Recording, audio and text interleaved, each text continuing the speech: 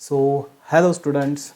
सो हम देख रहे हैं crash course for what, that is the engineering and medical entrance exam के लिए, जो कि हमारी एंट्रेंस एग्ज़ाम होती है for the engineering and medical. मतलब कौन से, जैसे कि स्टेट सीईटी होगी, जैसे कि महाराष्ट्र बोर्ड एमएसटी सीईटी होगी, गुजरात बोर्ड की सीईटी होगी, अदर स्टेट्स की जो सीईटी होगी।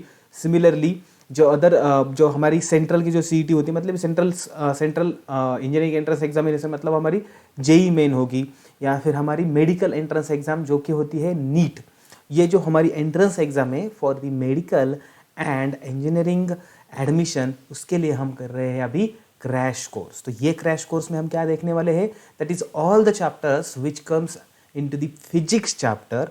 ये सभी चैप्टर, इसका हम थेरी स्टडी करने वाले हैं। और हम ये थेरी कैसे स्टडी करने वाले हैं, दैट इज हम पूरा वन लाइन टू लाइन नहीं देखेंगे, जो भी सभी इंपॉर्टेंट पॉइंट्स हैं, हाँ, लेकिन all important points are included in this presentation. सभी इंपॉर्टेंट पॉइंट इंक्लूडेड है, सभी इंपॉर्टेंट फॉर्मूलेज इंक्लूडेड है। और ये जो थेरी है हमें कैसी करनी है, हमें क्यों ऐसा लाइन टू लाइन क्यों नहीं देखने वाले, क्योंकि हमें कम टाइम में ज़्यादा से ज़्यादा थेरी कवर करनी है। और ये हम क्रैश कोर्स पर्सपेक्टिव देख रहे हैं, आपके बोर्ड एग्जाम के पर्सपेक्टिव नहीं देख रहे, इसलिए यहाँ पे हम 1-to-1 डेरिवेशन या उनका एक्सप्लेनेशन नहीं देखेंगे। बट हाँ, अगर कोई फिजिकल क्वांटिटी है या दूसरी फिजिकल क्वांटिटी, उन दोनों में रिलेशन क्यों है, कैसा है, इस बारे में हम डिटेल देखेंगे। किस तरीके से देखेंगे, दैट इज हम एंट्रेंस एग्जामिनेशन के पर्सपेक्टिव देखेंगे, क्रैश कोर्स पर्सपेक्टिव देखेंगे। ओके, ठीक है। सो हम देख रहे थे चैप्टर इलेक्ट्रोस्टैटिक्स, जिसमें हमने पहले ऑलरेडी 2 वीडियो मैंने बनाए हैं, पार्ट 1 एंड पार्ट 2, और स्मॉल वीडियो है। और स्मॉल वीडियो 2 हमारा हुआ था, उस टाइम पे थोड़ा सा डिजिटल बोर्ड का प्रॉब्लम हुआ था। सो अभी हम फिर से स्टार्ट कर रहे हैं इलेक्ट्रोस्टैटिक्स 2 के पॉइंट चल रहा था हमारा, that is electric lines of force. ठीक है। So electric lines of force क्या होती है हम देखेंगे। सो देखो, इलेक्ट्रिक लाइंस ऑफ फोर्स, यहाँ पे देखो, an electric line of force is an imaginary straight और curved path along which a unit positive charge supposed to move when free to do so in an electric field। देखो simply, ये तो line to line definition हो गई, आपको समझ में आ गई होगी। But electric lines of force मतलब क्या होते हैं, अगर कोई दूसरा चार्ज, लेट से यहाँ पे एक चार्ज है, इसके आजू बाजू इसकी फील्ड है, और दूसरा कोई चार्ज है इसके फील्ड में आ रहा है, तो ऑब्वियसली इस चार्ज के ऊपर कुछ ना कुछ फोर्स लगेगा। मतलब अगर ये पॉजिटिव है, ये निगेटिव है, तो इसके ऊपर अट्रैक्टिव फोर्स लगेगा। ये पॉजिटिव है, ये निगेटिव है, और अगर ये पॉजिटिव और ये दोनों पॉजिटिव है, तो इसके ऊपर रिपल्सिव फोर्स लगेगा। लेकिन जब उस पर फोर्स लगेगा और वो उस फोर्स में जब मूव करेगा, तो उसकी जो मूवमेंट होगी वो कैसे ट्रैवल करेगी, मतलब उसका कैसा जाएगा, वो गोल घूम के जाएगा, या फिर वो स्ट्रेट लाइन जाएगा, या फिर वो कर्व शेप में जाएगा, वो कौन डिफाइन करता है, ये electric lines of force define करती है। मतलब कि ये सीधे सीधे तरीके से हमें बताया कि इलेक्ट्रिक लाइंस कैसी होती है, इलेक्ट्रिक फील्ड की डायरेक्शन कैसी होती है, अगर उस पर फोर्स लगता है तो वो किस डायरेक्शन में, किस तरीके से ट्रैवल उसके पार्टिकल की डिस्प्लेसमेंट हो सकती है। दूसरा यहाँ पे इंपॉर्टेंट पॉइंट देखिए क्या दिया है, electric lines of force do not physically exist but they represent the real solution. इसका मतलब क्या होता है कि ये हमें एग्जैक्टली ऐसे रियली ये प्रेजेंट नहीं है, हमने उसे इमेजिन किया है। बट हमारा जो इमेजिनेशन है, हमारा मतलब जिन्होंने इस पर रिसर्च किया है, जो साइंटिस्ट ने ये थ्योरी पुट की है, ये जो रिसर्च है वो एग्जैक्टली करेक्ट है, वहाँ पे वो है, लेकिन हमें दिखती नहीं है। लेकिन उसका जो इफेक्ट है, एज पर इट्स इफेक्ट, हमने उसको एक तरीके से डिफाइन किया है, which is exactly correct, experimentally prove हुआ है। सो याद रखिए कि ये ऐसी दिखती नहीं है, फिजिकली एग्जिस्ट नहीं है, बट हमने उसको पहले हमने इमेजिन किया और उसको प्रूव भी किया है कि that is yes, what ever they you had on the imagination, that is correct. ठीक है। सो इन नाउ डिटेल हम इसके कैरेक्टरिस्टिक्स प्रॉपर्टीज देखते हैं। ठीक है। नाउ देखो नेक्स्ट स्लाइड में क्या होता है, electric lines of force due to a point charge. Point charge की वजह से देखिए इलेक्ट्रिक फील्ड लाइंस कैसी होती है। तो देखो यहाँ पे एक चार्ज बताया, देखो यहाँ पे क्या लिखा है, Q इज ग्रेटर देन 0। इसका मतलब क्या होता है, Q इज ग्रेटर देन 0, इसका मतलब क्या, that is charge is positive, तभी तो वो ग्रेटर देन 0 हो सकता है, राइट। तो उसकी इलेक्ट्रिक फील्ड लाइंस अगर देखोगे तो ये इलेक्ट्रिक फील्ड लाइंस बाहर जा रही है, ये इलेक्ट्रिक लाइंस आउटवर्ड है, राइट। और अगर देखोगे उसके, आप अगर यहाँ से अगर मैं ऐसा सर्कल ड्रॉ करूँ, so these field lines are radial, ये रेडियल है इन नेचर, राइट। सो हम कह सकते हैं कि for the positive charge these are radially outward, for the negative charge these are radially inward, because this is the negative charge, Q is less than 0।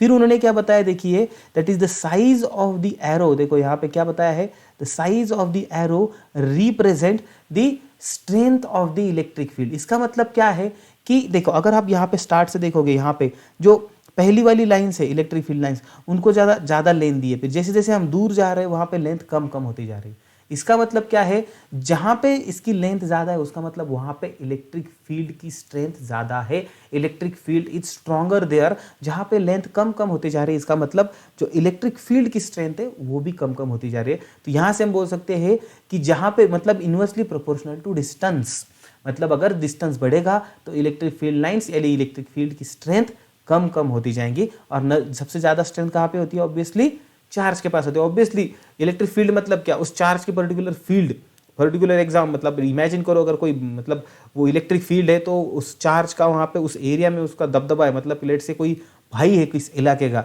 तो उसका दबदबा कहाँ पे होता है, जहाँ पे उसका इलाका होता है वही। और अगर उसका कोई घर होगा उस इलाके में तो ऑब्वियसली सबसे ज़्यादा इलाका का सबसे ज़्यादा उसका मतलब भाईगिरी कहाँ पे चल होगी, उसके घर के आजू बाजू में या फिर उसके घर में, ऑब्वियसली सबसे ज़्यादा तो उसके घर में चलेंगी, राइट। सो उसी तरह इसको समझ लीजिए, इलेक्ट्रिक फील्ड इज मतलब उसका मैग्नीट्यूड ज़्यादा होता है near to the charge, and जैसे जैसे दूर जाते हैं वैसे वैसे कम होता है। सिमिलरली निगेटिव चार्ज को भी वैसा ही रहेगा, राइट, सिर्फ एक डायरेक्शन यहाँ पे अलग रहेगी निगेटिव चार्ज के लिए, दैट इज रेडियली इनवर्ड। ठीक है, उसको इजी तरीके से हम ऐसे भी डिफाइन कर सकते हैं, that is for positive charge radially outward, for negative charge radially inward, right. ठीक है, सो नेक्स्ट स्लाइड देखते हैं। Now electric lines of force due to pair of equal and unlike charges. मतलब देखो, इसका मतलब यहाँ पे क्या होगा, इक्वल एंड अपोजिट चार्जेस। इसका मतलब क्या है, that is this is the case of the dipole, हम कह सकते हैं। डाइपोल हमने देखा है ऑलरेडी थ्योरी में, स्टार्ट में आपके ईयर के स्टार्ट में देखा है चैप्टर में। दैट इज डाइपोल मतलब क्या, two equal and opposite charges separated by small distance. Two equal मतलब अगर एक पॉजिटिव है तो दूसरा निगेटिव रहेगा, अपोजिट हो गए मतलब बराबर, और उनका मैग्नीट्यूड सेम होना चाहिए। अगर ये 2 कूलम का है तो ये -2 कूलम होगा, ये 1 माइक्रो कूलम का है तो ये -1 माइक्रो कूलम होगा।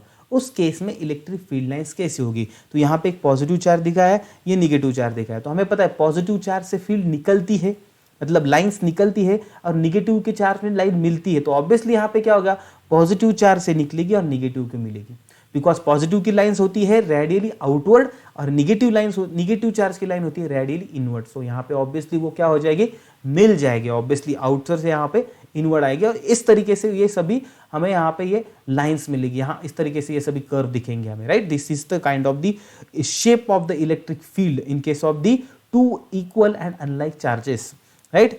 यहाँ पे क्या बताया है, electric lines of force due to pair of equal and like charges, मतलब अगर इक्वल है लाइक चार्जेस है, मतलब ये पॉजिटिव है ये पॉजिटिव, तो हमें पता है पॉजिटिव पॉजिटिव एक दूसरे को रिपेल करेंगे, और पॉजिटिव की कैसी होती है lines, radially outward. So obviously इस चार्ज के ऊपर से भी क्या होगा, आउटवर्ड लाइन जाएगी, इस चार्ज के वजह से भी क्या होगा, आउटवर्ड लाइन जाएगी। सो ऑब्वियसली यहाँ पे क्या होगा, और यहाँ पे जहाँ पे ये इनवर्ड आ रही है, यहाँ पे क्या होने लिए, ये लाइन इस लाइन को रिपेल करेंगे ऑब्वियसली, क्योंकि हमें पता है like charges repel each other, इसलिए यहाँ पे ये बीच के सेक्शन में कोई भी लाइन नहीं रहेगी, क्योंकि ये सभी एक दूसरे को रिपेल करेंगे, राइट, बिकॉज लाइक चार्ज है वहाँ पे। ओके, ठीक है। सो नेक्स्ट देखिए, नेक्स्ट स्लाइड देखो, नेक्स्ट स्लाइड में देखो क्या बताया, electric lines of force due to uniform field. देखो ये यूनिफॉर्म फील्ड की वजह से देखो लाइन कैसी होती है, एक तो होती है ये पैरेलल, देखो ये लाइन यहाँ पे, ये लाइन, ये दो लाइन सभी एक दूसरे को पैरेलल है ये लाइंस, एंड ये कैसी होती है, जब ये लाइंस पैरेलल होती है तब हम उसे कहते हैं that is uniform electric field. अगर याद रखिए, अगर कहीं भी इलेक्ट्रिक फील्ड लाइंस अगर पैरेलल लाइन से आपको शो की गई है, it means that is a uniform electric field. ठीक है, now properties of electric lines of force. So properties देखते हैं, the electric lines of force और इमेजिनरी लाइंस, हमने देखा है, हमने उसको इमेजिन किया है, वो फिजिकली एग्जिस्ट नहीं होती है।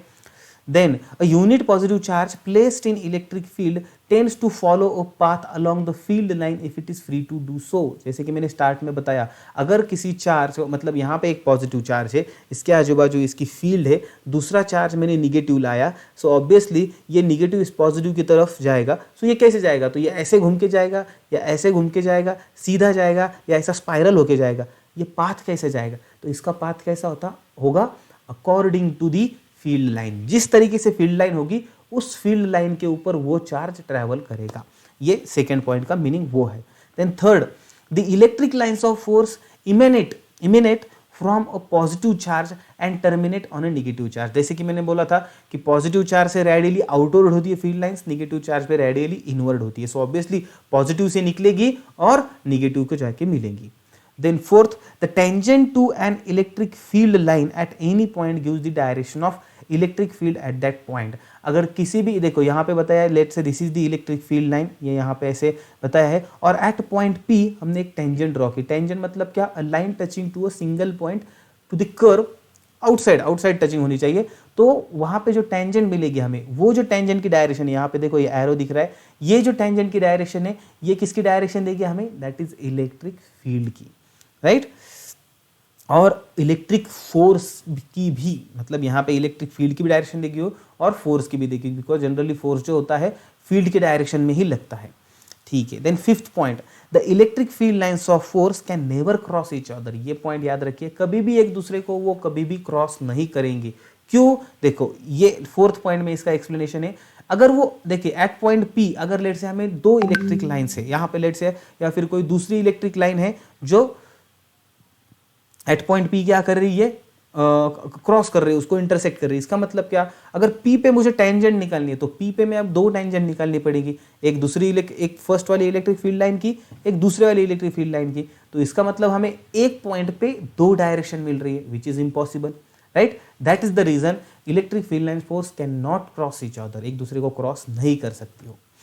Okay, then electric field being a vector quantity, there can be only one resultant field at the given point represented by one tangent and at the given point for a given line of force। Obviously vector quantity तो उसका एक ही resultant होगा वो उस particular point के ऊपर, ठीक है। So next point देखते हैं। Now electric lines of force are closer crowded where the electric field is stronger and the lines spread out where the electric field is weaker। देखिए क्या बोला है?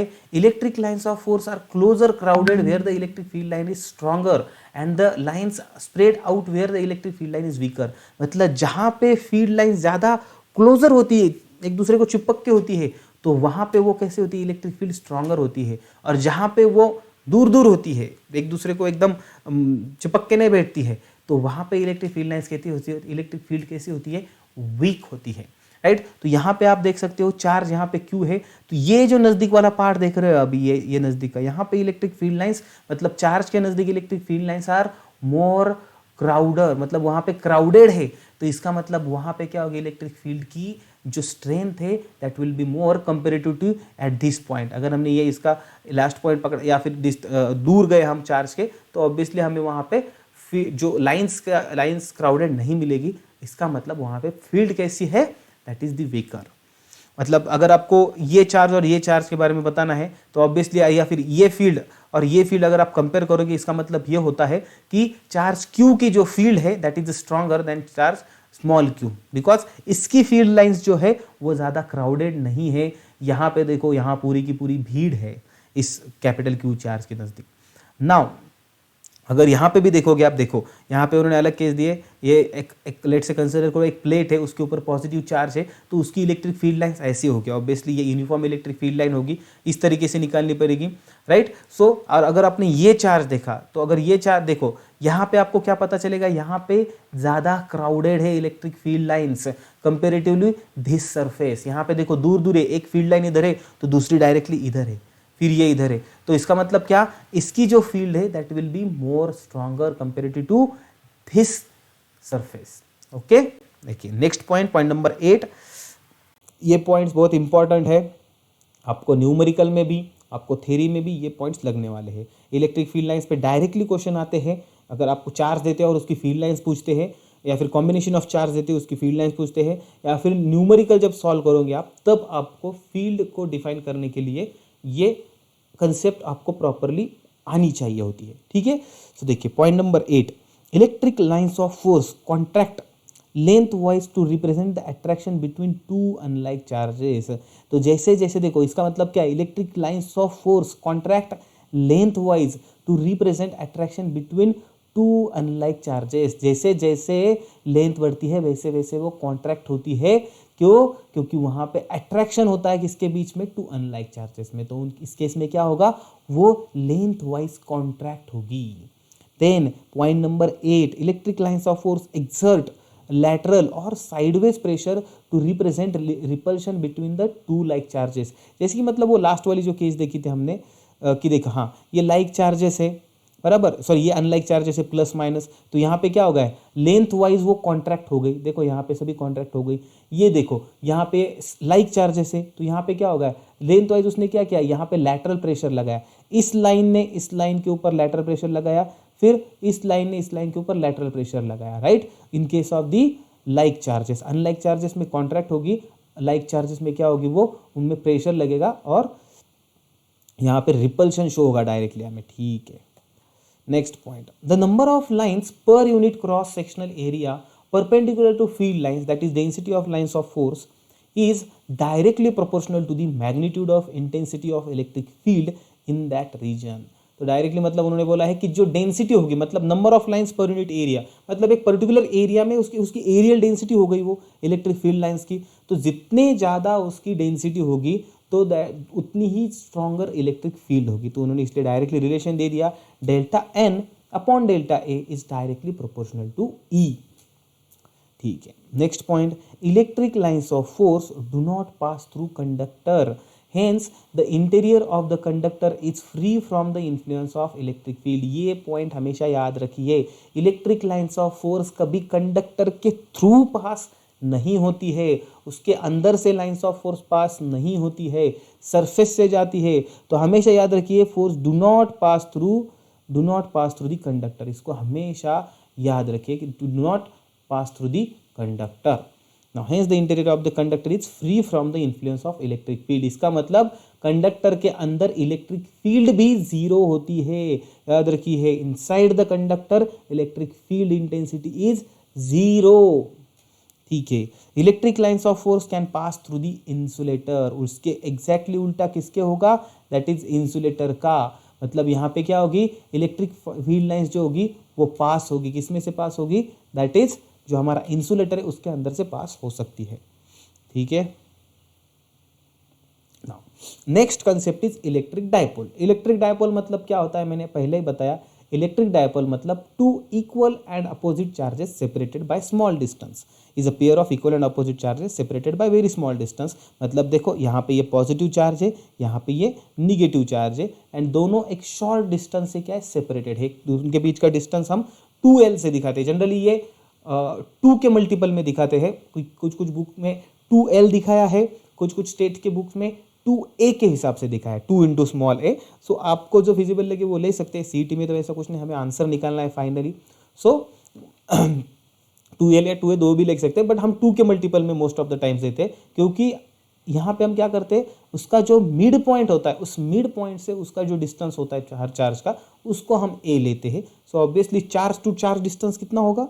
2a या फिर 2l जो भी होगा, ठीक है। और दूसरा, नाउ इलेक्ट्रिक डायपोल मोमेंट, यहाँ पे कंसेप्ट आती है। Next is electric dipole moment. So electric dipole moment क्या होती है? इलेक्ट्रिक डायपोल मोमेंट ये तो एक वेक्टर क्वांटिटी होती है and use to measure the strength of dipole. जिस डायपोल की इलेक्ट्रिक डायपोल मोमेंट जितनी ज़्यादा होगी, इसका मतलब उसकी स्ट्रेंथ उतनी ज़्यादा है, मतलब वो उतना ज़्यादा पावरफुल है, ताकतवर है। और इलेक्ट्रिक डायपोल मोमेंट हम कैसे दिखाते हैं? देखो, dipole moment mean simply what? Charge, कौन से भी एक चार्ज का magnitude low, magnitude of the charge कौन से भी एक का, प्लस लो या माइनस लो, उसका मैग्नीट्यूड लेना है सिर्फ हमें। और यहाँ पे हमें क्या करना है? Into distance between them. मतलब अगर रिलेट से यहाँ पे ये -2 कूलम है, ये 2 कूलम है, और दोनों के बीच का डिस्टेंस है लेट से 1 mm, सो हम क्या लेंगे? 2 coulomb into 1 millimetre, this will be the our dipole moment, right. So it is a vector quantity, याद रखिए, this is a vector quantity, यहाँ पे मेंशन है, this is a vector quantity. तो ऐसा यूनिट ऑफ डायपोल मोमेंट क्या होगा? Obviously charge into distance का है, तो ऑब्वियसली चार्ज का यूनिट कूलम और डिस्टेंस का यूनिट मीटर, इसलिए यहाँ पे यूनिट क्या होगा? Coulomb metre. यूनिट को सस्ता मत समझिए, यूनिट को इजीली मत लीजिए।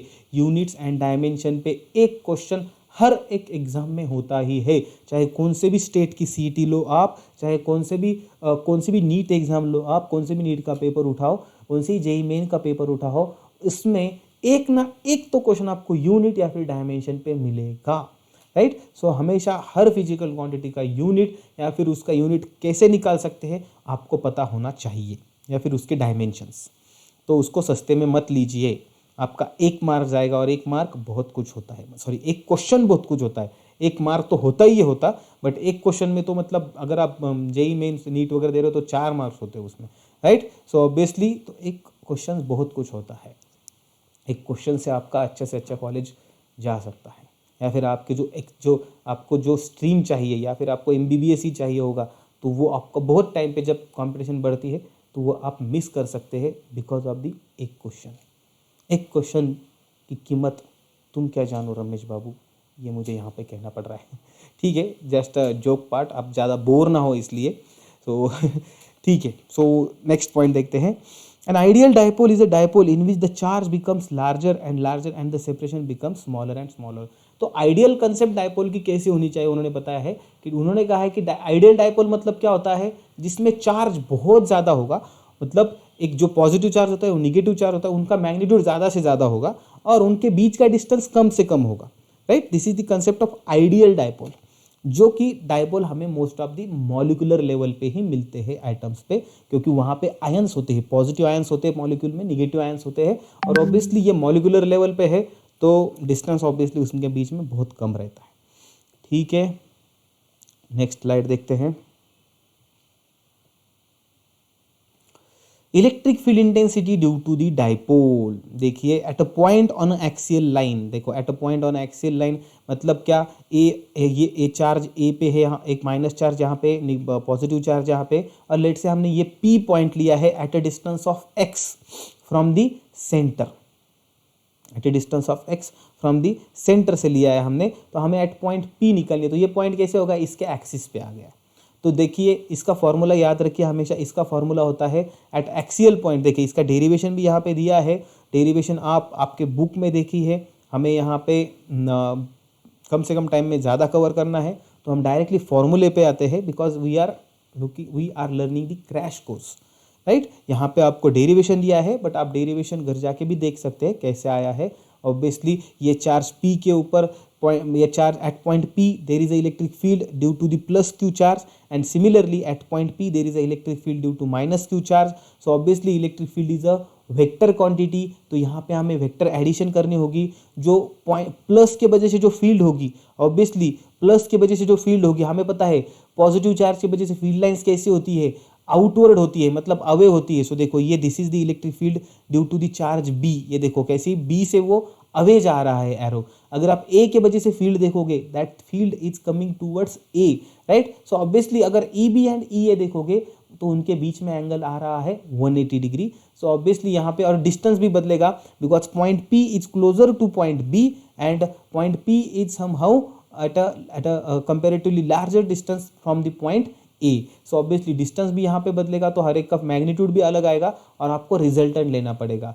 तो रिजल्टेंट में यहाँ पे एंगल कितना लेंगे आप, 180 डिग्री लेंगे, तो आपका फाइनल आंसर आता है 1/4πε0 2 into p into x divided by x² minus L² to the power 2, मतलब या फिर होल ब्रैकेट का स्क्वायर। यहाँ पे P मतलब क्या होता है, that is electric dipole moment.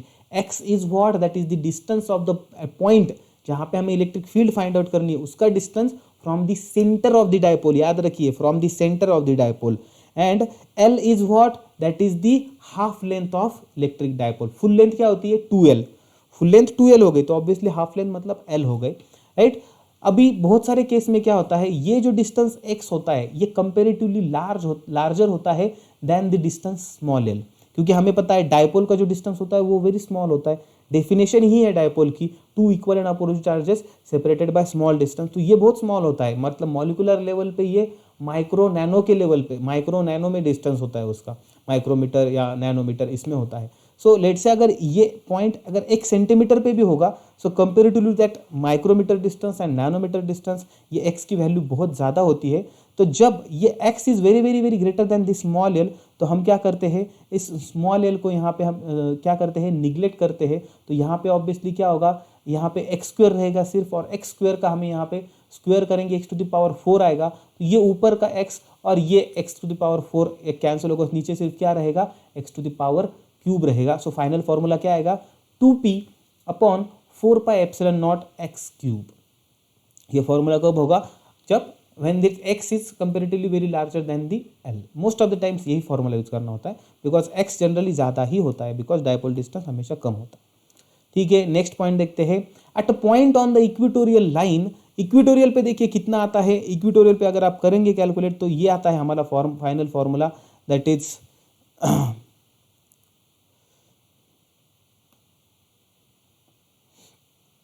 ठीक है, ये आता है हमारा final formula, that is 1/4πε0 q into twice L divided by X square plus L square raise to 3/2, X square raise to L square raise to 3/2। तो यहाँ पे क्या होगा देखिए, यहाँ पे क्या होता है, तो फिर से अगर आप यहाँ पे इक्वेटोरियल लाइन पे जब आप इसको करेंगे यहाँ पे, तो इक्वेटोरियल लाइन पे हमें फॉर्मूला अगर फिर से हमने इसकी यहाँ पे एल को मिनिमाइज या एलिमिनेट कर दिया, तो फाइनल फार्मूला देखो हमारे पास क्या आएगा, that is p upon x square plus L square raise to 3/2। ये हमने ये जो यहाँ पे पॉइंट लिया है दैट इज x क्या लिया है हमने, देखो यहाँ पे इन्होंने x इज इक्वल्स टू लिया है, दैट इज y मतलब है that is the distance of this charge from the mid, that is from the mid point of the dipole. अगर इन टर्म्स ऑफ अगर y हमें लिखना है, मतलब क्या, अगर हमारे पास दिया है उन्होंने डायरेक्टली लेट से आपको पॉइंट Q दिया है और आपको इलेक्ट्रिक फील्ड निकालनी है at point Q which is at equatorial line of the dipole, and Q का डिस्टेंस कितना है इसके सेंटर से y है, तो आपको फॉर्मूला कब कितना आएगा, p upon 4πε0 y cube, where p is electric dipole moment and y is the distance of that point from the center of the dipole। तो और ये फॉर्मूला कब आता है, जब हम जो L है दैट इज डायपोल डिस्टेंस को इलिमिनेट कर रहे हैं, बिकॉज जो L है विट is comparatively very very smaller than x।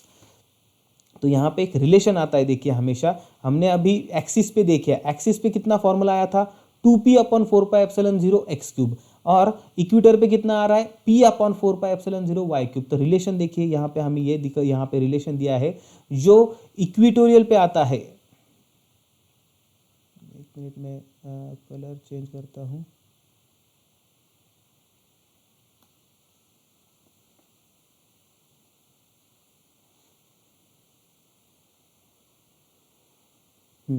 ठीक है, यहाँ पे दिख रहा होगा आपको, यहाँ फिर नहीं दिख रहा, ठीक है एक मिनट, आपको यहाँ पे अगर येलो है तो मैं कौन से इससे हाईलाइट करूँ, यहाँ पे आपको समझ में आएगा। ठीक है, इससे करता हूँ। देखो तो इसका मतलब क्या, जो इलेक्ट्रिक फील्ड लाइन होगी, electric field line at equatorial point, sorry eight axial point, electric field at axial point is 2 times of the electric field at equatorial point. ये रिलेशन हमेशा याद रखी है, क्योंकि मेनी टाइम्स आपको इलेक्ट्रिक फील्ड सीईटी जैसे exam में जहाँ पे टाइम बहुत कम होता है, आपको क्या करते हैं क्वेश्चन में एक्सियल पे फील्ड देते हैं, इक्वेटोरियल पे पूछते हैं, या फिर इक्वेटोरियल पे देते हैं एक्सियल पे पूछते हैं, तो उस टाइम आपको दोनों के बीच में रिलेशन पता होना चाहिए। क्या रिलेशन है, electric field at axial point is equals to electric field 2 times into electric field at equatorial point for the dipole. Electric dipole के लिए रिलेशन है, इलेक्ट्रिक डायपोल के लिए सिर्फ, बाकी ने तो कहीं पे अप्लाई कर दोगे। नाउ टॉर्क, नेक्स्ट कंसेप्ट आ गई है हमारे पास, that is a torque on an electric dipole in a uniform electric field. देखो टॉर्क ऑन इलेक्ट्रिक डायपोल, देखो टॉर्क मतलब क्या होता है, टॉर्क मतलब होता है दैट जैसे कि रोटेशनल मोशन में जो फोर्स होता है, या फिर the quantity which is responsible for the rotational motion, उसे हम टॉर्क कहते हैं। ये हमने कहाँ पे सीखा है, ये हमने रोटेशनल डायनामिक्स में सीखा है, या फिर रोटेशनल मोशन में सीखा है। क्या कि भाई रोटेशन कब होता है, जब उस बॉडी पे टॉर्क लगता है। लीनियर मोशन कब होता है, जब उस बॉडी पे फोर्स लगता है।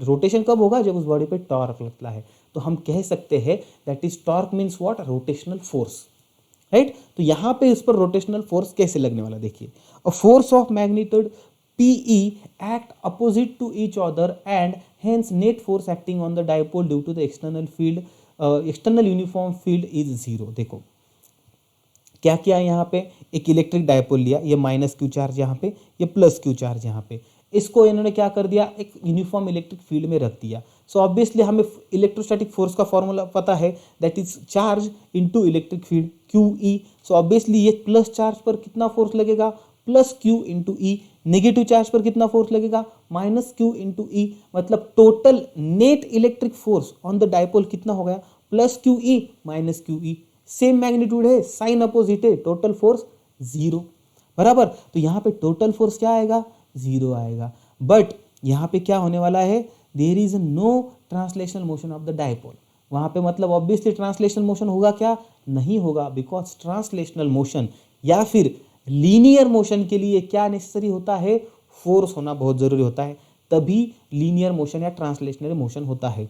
Now however the forces are along the different line of action and constitute a couple, hence the dipole will rotate and experience the torque. देखो कैसे बताया, जो फोर्सेस है, forces along the different line of action and constitute a couple, जो forces है वो अलग line of action पर लगते हैं, इसकी लाइन ऑफ एक्शन यहाँ पे है, इसकी लाइन ऑफ एक्शन यहाँ पे है, सो ऑब्वियसली वो क्या फॉर्म करते हैं, कपल ऑफ फोर्स फॉर्म करते हैं, और जो कि रिक्वायर्ड होता है हमारे टॉर्क के लिए, बिकॉज टॉर्क का फॉर्मूला क्या होता है, फोर्स इंटू परपेंडिकुलर डिस्टेंस। तो इनके ऊपर देखो कैसा फोर्स लगने वाला है, देखिए हमें पता है torque is what, that is electric force into perpendicular distance. Electric force क्या है, क्यू ई होता है, और ऑब्वियसली तो इनके बीच में परपेंडिकुलर डिस्टेंस कितना होगा, ये होगा, दैट इज ये, this is the perpendicular distance, तो ये डिस्टेंस कितना होगा, 2l साइन ऑफ थीटा। मतलब अगर हमने यहाँ पे ये ट्रायंगल कंसिडर कर दिया ऐसा, और इस एंगल को अगर हमने थीटा ले लिया, दिस एंगल थीटा होगा इनके बीच में, देखो यहाँ पे दिस एंगल थीटा हो गया, तो ऑब्वियसली ये साइड क्या हो जाएगी, 2l साइन थीटा, क्योंकि इनका तो यहाँ पे डिस्टेंस क्या होने वाला है, 2l होने वाला है, because this is 2l means what, dipole का डिस्टेंस होता है minus Q and plus Q के बीच में, सो ऑब्वियसली ये जो डिस्टेंस होगा vertical, that is the 2l sine theta. So obviously torque का फॉर्मूला क्या आता है, q into E into twice L into sine theta, और हमें पता है q इंटू ट्वाइस एल मतलब क्या होता है, इलेक्ट्रिक डायपोल मोमेंट, इसलिए हम लोग q इंटू ट्वाइस एल को रिप्लेस कर दिया p से, हमें फॉर्मूला आ गया p e साइन थीटा, और इसका मतलब हम ऐसा लिख सकते हैं torque is equals to vector p cross vector e, because vector product जब होता है तो उसका let say a is one vector, b is another vector, then the cross product of a b is given by the a b sine theta, और यहाँ पे ये product sine theta में आ गया है, इसका मतलब torque is the vector product of p and e। Direction of torque is obviously क्या होगी, perpendicular and into the plane containing p and e। देखिए तो ये ऑब्वियसली मतलब अगर p ऐसा वेक्टर है, e ऐसा वेक्टर, इन दोनों के बीच में ये एंगल आ गया, सो ऑब्वियसली टॉर्क कैसा होगा, टॉर्क की डायरेक्शन ऐसी होगी, इन दोनों को परपेंडिकुलर। हमेशा याद रखिए वेक्टर प्रोडक्ट का जो रिजल्टेंट होता है वो हमेशा जो इंडिविजुअल वेक्टर होते हैं उनको हमेशा परपेंडिकुलर होता है। मतलब अगर a cross b is equal to c है, c इज इक्वल टू क्या आएगा, ए बी साइन थीटा, तो जो c होगा वो a को और b को दोनों को भी परपेंडिकुलर होगा। जैसे कि मैंने बताया p ऐसा है, e ऐसा है, तो ये टॉर्क कैसा होगा, इन दोनों को भी परपेंडिकुलर। ठीक है, टॉर्क का यूनिट हमें पता होता है, दैट इज टॉर्क मतलब फोर्स इंटू परपेंडिकुलर डिस्टेंस, मतलब फोर्स का यूनिट इंटू डिस्टेंस का unit newton metre. Now work done on an electric dipole in uniform electric field. Work done, देखो वर्क डन का हमें जनरली फॉर्मूला पता है, क्या होता है, in linear motion work done क्या होता है, फोर्स इंटू डिस्प्लेसमेंट। अभी यहाँ पे लीनियर मोशन हो रहा है क्या डायपोल केस में, जब हम डायपोल को इलेक्ट्रिक फील्ड में रखते हैं यहाँ पे लीनियर मोशन हो रहा है क्या, ट्रांसलेटरी मोशन हो रहा है क्या, नहीं, इसलिए यहाँ पे कौन सा मोशन हो रहा है, रोटेशनल मोशन हो रहा है। तो जब अगर लीनियर मोशन में फोर्स इंटू डिस्प्लेसमेंट होगा तो रोटेशनल मोशन में क्या होगा, फोर्स का analogous torque, and distance displacement का एनालॉगस क्या होगा, एंगुलर डिस्प्लेसमेंट। सो यहाँ पे वर्क का फॉर्मूला क्या आएगा, टॉर्क इंटू यहाँ पे इसको नहीं, इसको यही करना पड़ेगा, ये लो कर दिया तो साला दिख ही नहीं रहा है। देखो तो यहाँ पे फॉर्मूला क्या आएगा, work done is equal to what, that is torque into D theta. मुझे लगता है इसको हाईलाइट ही नहीं करना चाहिए।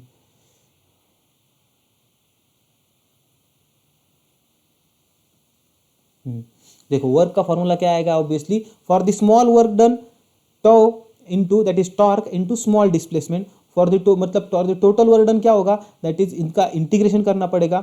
और टॉर्क का फॉर्मूला हमें पता है क्या होता है, देखो यहाँ पे लिखा है small work done is equal to torque into small displacement. So यहाँ पे क्या आएगा, P into E into sine theta into D theta, because P sine theta ये टॉर्क का फॉर्मूला है, right. So total work done निकालना है तो हमें क्या करना पड़ेगा, इस वर्क को इंटीग्रेट करना पड़ेगा, that is P sine theta D theta. Okay, so यहाँ पे फॉर्मूला अगर हम साइन थीटा का इंडिकेट करेंगे, साइन थीटा का इंडिकेशन आता है कॉस थीटा। उसके अगर हम ये लोअर लिमिट और अपर लिमिट क्या हो गई, यहाँ से हम θ1 से लेकर θ2 को रोटेट कर रहे हैं। सो θ1 से θ2 अगर हम जाएंगे तो यहाँ पे साइन थीटा का इंडिकेशन होता है माइनस कॉस थीटा होता है, एक्चुअली माइनस साइन वहाँ पे आता है। सो यहाँ पे अगर हम इसको पूरा सॉल्व करेंगे तो हमें फॉर्मूला मिलेगा PE cos of θ1 minus cos of θ2। This is the formula of work done in case of the electric dipole placed in a uniform electric field। Okay, इस फॉर्मूले को हमेशा याद रखना।